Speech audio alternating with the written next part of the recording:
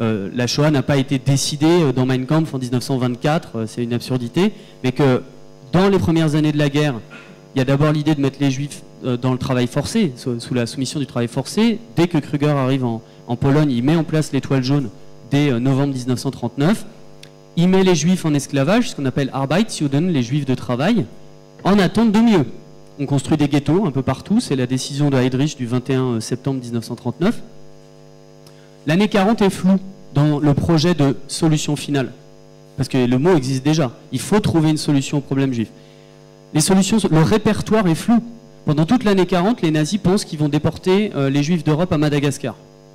C'est l'idée. Vous avez le plan Madagascar, on l'écrit, on le réécrit.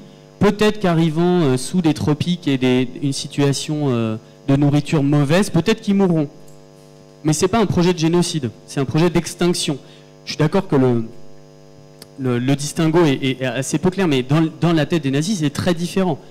Envoyer les gens loin et les déporter, ce qui est la solution finale à cette époque-là, pour eux, c'est pas nécessairement tuer tout le monde. Kruger met ça en place. Alors, le plan en Madagascar, ça n'a jamais marché parce que l'Angleterre n'a pas été défaite avec la bataille d'Angleterre en mai-juin 40.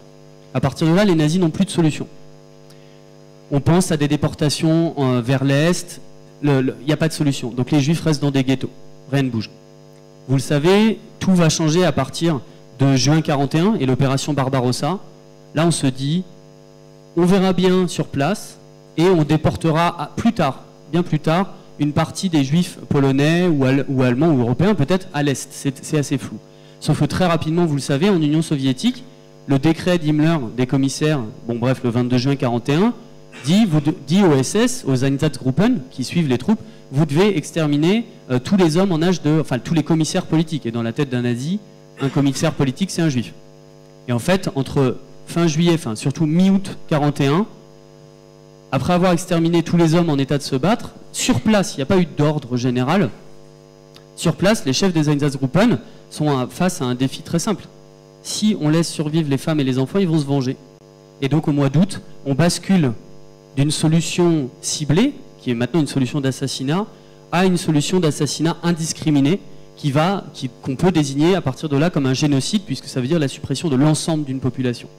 Ce répertoire-là, à partir du moment où il est posé, Himmler, Globoschnik, qui gère le district de Lublin, et Kruger se rencontrent le 13 octobre 41, ils discutent, et en fait ils vont se dire, très bien, on a un répertoire qui est celui de l'assassinat, qui plus est, on a des techniques, on a déjà tué les handicapés mentaux dans l'action T4 entre 39 et 40 avec des gaz.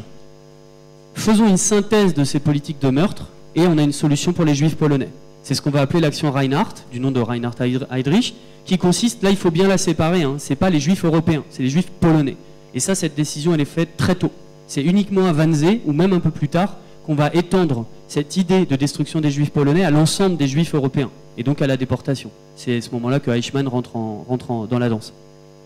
À partir de là, Kruger, bon petit soldat, hein, il fait construire les camps de Sobibor, de Belzec, de Treblinka. Himmler lui envoie des lettres, notamment la plus célèbre, le 19 juillet 42, j'ordonne que d'ici à décembre, la Aussiedlung, la déportation des Juifs, ce qui veut dire tuerie, hein, soit faite. Et dans les tueries de juillet-août 42, Kruger organise la mort très rapide, massive, de tous les ghettos, Varsovie, Cracovie, Radom, tous les petits ghettos aussi, Lublin, etc., vers les camps de la mort, dans une rapidité qui est incroyable. Hein. Là, vous le savez peut-être, mais il ne faut pas imaginer que le génocide, c'est un moment de meurtre du 1er octobre 39 à 45. En fait, tout s'est déroulé quasiment en une année de 42 à 43. En 43, à Posen, Himmler dit c'est fini. On a quasiment fini. Il restera que les Juifs hongrois en 44. Kruger